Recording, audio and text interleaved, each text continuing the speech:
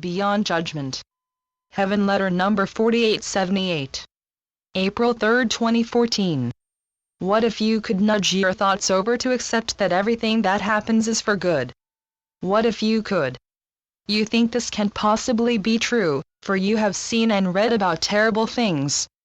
Man's inhumanity to man is not a new subject. There is no question that in the world, in terms of the world, for there to be good, there also has to be bad. Bad is a reality to you. This is clear, and, in the world, this is logical thinking. This is hard to believe that bad things are not bad, or even very bad. You run on this premise. No explaining can make you see differently. Nothing else makes sense to you. Certainly, what could be the good of something that you see as dire is not even perceivable in your eyes. Oh, once in a while, you get a glimpse. Most often, not. We have to let that sit. Perhaps, even if you could see all the threads that connect from 1,000 years ago, you could not justify the wrongs you see. Even so, in this lifetime, you have seen yourself heartbroken, and later a recognition of the good in it has come to you. From a distance sometimes you see. Even in thinking the concept of good and bad, how can there be conciliation or reconciliation? If something is bad, it's bad. If something is good, it's good. In earth terms, opposites can only make sense as opposites. The two cannot coexist in any one example. Oh, yes, you understand that there is some merit in feeling pain, in that it alerts you, yet, in your eyes, that does not make up for the pain. There is so much in the world that doesn't make sense, so much that makes no sense at all. It's too hard for you to even carry the awareness that there is something good in what seems terrible and ruthless to you. Yet, unseen, there is something good.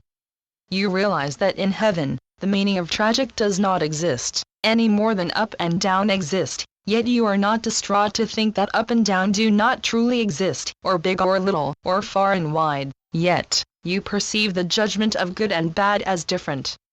You can't seem to let go of good or bad as you can see how relative hot and cold are. Some opposites you can release, and others you can't, and yet you would love to never have anger or hate. You would love this. Beloveds, were there no judgment, there would be no anger and hate. Were there no judgment, there would be no good or bad. Life would simply be what it is, and your suffering would be shortened if not gone. In a way, the concept of judgment imprisons you. When you judge, you self-imprison your free spirit. Were you free, you would not judge. You would not interpret as you may mainly do. Free from judgment, you would be free. Yes, there might be matters that you can't understand, yet you would not be self-righteous about them. You would not feel betrayed, let down, abandoned. You would not be so tied. Ah, yes, presently, life on earth seems to be a matter of judgment, spoken or tacit. You would love not to scorn certain happenings on earth, and yet you do scorn right and left. Whatever day you have, whatever occurs in your life, I am telling you that it is a gift. It may not be wrapped as a gift. It may not be a gift you wanted, and, yet, there is another side to what you see, and you simply don't know the whole story. In any case, the outcome of your life will be great, and it won't even matter why or how this or that occurred. You will be beyond judgment, and, therefore, beyond its thorns.